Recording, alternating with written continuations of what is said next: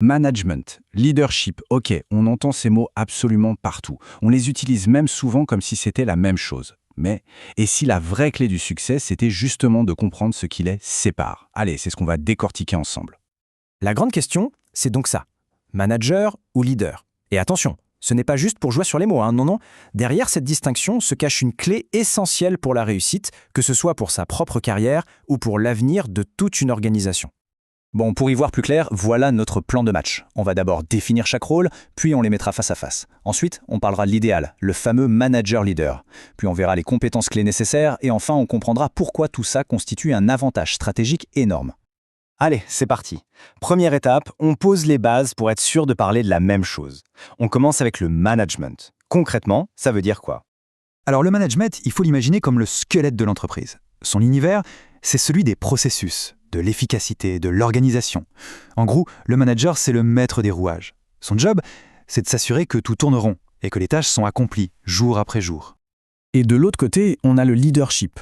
Là, on change complètement de registre. Si le management est le squelette, le leadership, c'est le cœur. Ce n'est plus une question de superviser des tâches, mais d'inspirer des personnes. C'est l'art de donner un cap, une vision, de motiver les troupes pour créer un climat où l'innovation et la croissance peuvent vraiment éclore. Bon, on a nos deux définitions. Maintenant, pour que ce soit encore plus parlant, on va les mettre côte à côte. On va voir que même si en apparence tous les opposent, en réalité, ils regardent dans la même direction. La première grande différence, c'est le focus. C'est simple. Le management est obsédé par le quoi. Quelles tâches doivent être exécutées? Les objectifs sont-ils atteints? Le leadership, lui, est focalisé sur le qui. Qui sont les gens qui vont accomplir cela? Et comment les inspirer pour y arriver ensemble? Ensuite, il y a la perspective temporelle. Le manager a les yeux rivés sur le court terme, le quotidien, les missions du jour. Le leader, lui, a la tête dans les étoiles, mais les pieds sur terre. Il pense long terme, il dessine la vision stratégique qui va assurer la pérennité de l'entreprise. Et d'où vient leur pouvoir? Ça, c'est très révélateur. Le manager tire son autorité de sa position hiérarchique. C'est son titre. Le leader, lui, son pouvoir vient de son influence. C'est quelque chose qu'il gagne, qu'il mérite par sa capacité à inspirer les autres, qu'il ait un titre ou non. Enfin, face au changement. Le manager, c'est un stabilisateur. Il veut que la machine tourne sans accroc, donc il résout les problèmes pour maintenir l'équilibre. Le leader, c'est tout l'inverse. C'est un agitateur, un catalyseur de changement. Il pousse à l'innovation et fait bouger les lignes. Alors voilà, on a la stabilité d'un côté, le changement de l'autre. On pourrait croire qu'il faut choisir son camp. Mais et si la vraie magie, c'était justement de fusionner les deux? C'est ça, l'idée du manager-leader. L'image qui illustre ça à la perfection, c'est celle du chef d'orchestre. Pensez-y, il a la rigueur du manager. Il faut que chaque musicien suive la partition à la note près. Mais il a aussi l'âme d'un leader. Il doit insuffler l'émotion pour que la musique prenne vie. C'est cet équilibre parfait qui est recherché. Le défi aujourd'hui, c'est donc de jouer sur ces deux tableaux. Il faut atteindre des objectifs de performance, ça c'est le côté manager, et en même temps, il faut cultiver l'engagement de l'équipe, ça c'est le côté leader. L'un sans l'autre, ça ne fonctionne tout simplement plus.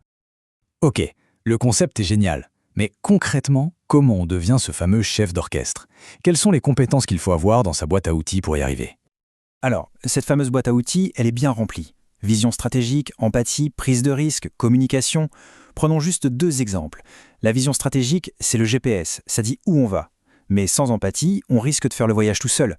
Chaque compétence de cette liste est une pièce du puzzle pour transformer un groupe d'individus en une vraie équipe.